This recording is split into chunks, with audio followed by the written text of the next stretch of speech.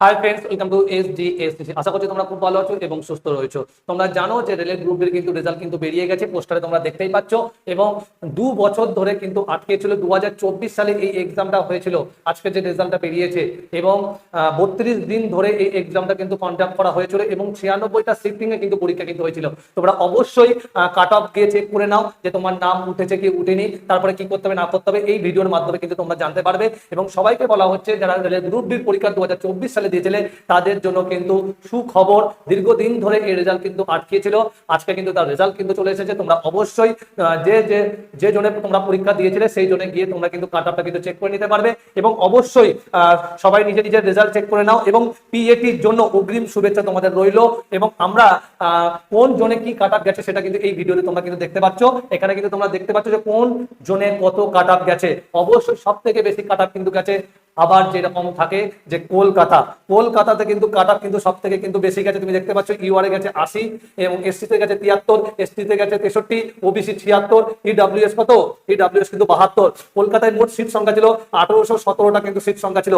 তারপরে আজমির 79, 71, 70 এবং সিট আছে 1433। এবং পাটনাতে ইউআর আছে 78, 67 এসটি, এসটি হলো 61, ওবিসি 78, ইডব্লিউএস হলো 75, সিট আছে 1215টি। এবং তারপরে প্রয়াগরাজ 78 ইউআর, এসসি হলো কত, এসসি হলো 72, 66 এসটি, ওবিসি হলো 77, ইডব্লিউএস 74, সিট আছে 20 মানে 2020টা কিন্তু সিট রয়েছে। এবং সব থেকে বেশি সিট রয়েছে কিন্তু রাঁচিতে কিন্তু রয়েছে। রাঁচিতে দেখো কাটার কাছে কত, ইউআর 72 গেছে, 58 গেছে হলো এসসিদের গেছে, এসটিদের গেছে 61, ওবিসিদের গেছে 71 এবং ইডব্লিউএস গেছে 61। 1044টি না রাঁচিতে নেই, কোথায় আছে চণ্ডীগড় এবং আহমেদাবাদে কিন্তু সিট সংখ্যা কিন্তু খুব ভালো রয়েছে।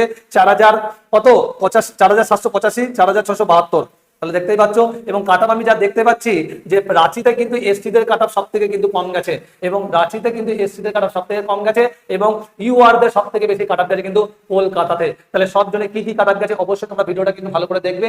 ভিডিওটা কিন্তু একটু তোমাদের বন্ধুদের কাছে শেয়ার করে দেবে যারা রেলের গ্রুপ ডির এক্সাম টার্গেট করছে।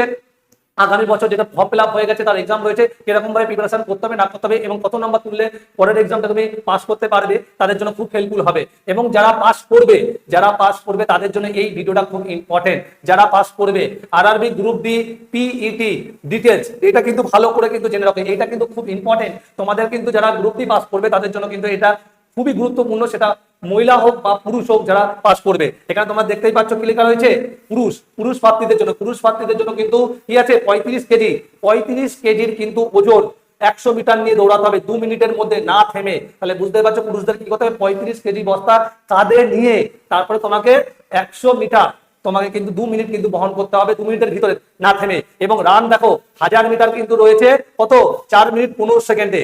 4 মিনিট 15 সেকেন্ডের ভিতরে তোমাকে কিন্তু কি আছে 1000 মিটার কিন্তু দৌড় কিন্তু কমপ্লিট কিন্তু করতে হবে। তারপরে মহিলাদের তুমি দেখতে পাচ্ছ, মহিলাদের কি রয়েছে, মহিলাদের প্রার্থীদের জন্য কি রয়েছে দেখতে পাচ্ছ, 20 কেজির বস্তা 100 মিটার 2 মিনিটের ভিতরে। মানে মহিলাদের কিন্তু 20 কেজির বস্তা কাঁধে নিয়ে তোমাকে কিন্তু 100 মিটার দৌড়াতে হবে 2 মিনিটের ভিতরে। এবং রান হলো 100 মিটার কিন্তু 100 বলছি কেন, 1000 মিটার রয়েছে কিন্তু 5 মিনিট 40 সেকেন্ডে।